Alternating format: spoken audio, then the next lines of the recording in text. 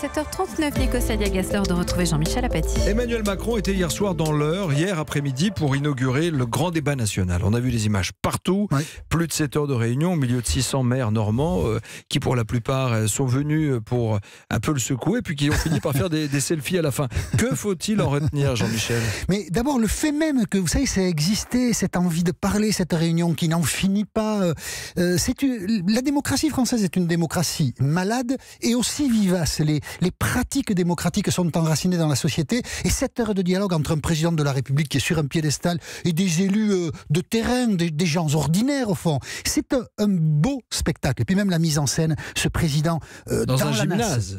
Oui, et au milieu de tout le monde, assis sur une chaise comme ça, pas de pause café, pas de pause pipi, 7 heures de discussion. Pas d'estrade. Les maires, comment se sont-ils adressés à Emmanuel Macron? Quand même assez, pas rudement, c'était poli, mais quand même assez nettement. Cet élu avec un micro qui dit, il y en a marre des énarques qui savent tout à Paris. Emmanuel Macron est énarque. On ne dit pas tout le temps ça à un président de la République. Rien. Ni en France, ni ailleurs. Et tout le monde applaudit. Et puis sur le fond, vraiment tout y est passé. L'État qui se comporte pas bien, qui respecte pas ses engagements financiers, qui ferme les services publics, l'ISF, les 80 km/h. Enfin, ça n'en finissait pas.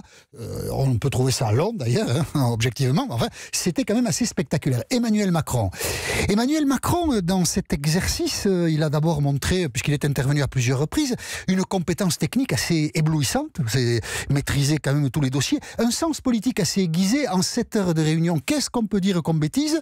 Là, il n'en a pas dit, c'est déjà pas mal. Ouais. De l'opportunisme.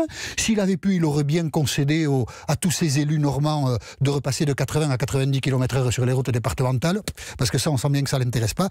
Il s'est souvenu que c'est Édouard Philippe qui avait porté la mesure, donc il ne l'a pas fait. Ouais. Et puis, le président de la République, au fond, il s'exprime comme il s'exprime, c'est-à-dire avec des mots qu'on n'entend pas souvent. C'était un peu drôle et un peu familier. C'était à propos de l'ISF, Emmanuel Macron. Il ne faut pas raconter des cracks, hein. C'est pas parce qu'on remettra l'ISF comme il était il y a 1 an et demi que la situation d'un seul gilet jaune s'améliorera. Ça, c'est de la pipe. Voilà, ça, c'est de la pipe. Ça c'est des expressions d'Emmanuel Macron. Un peu désuète. Un peu désuète.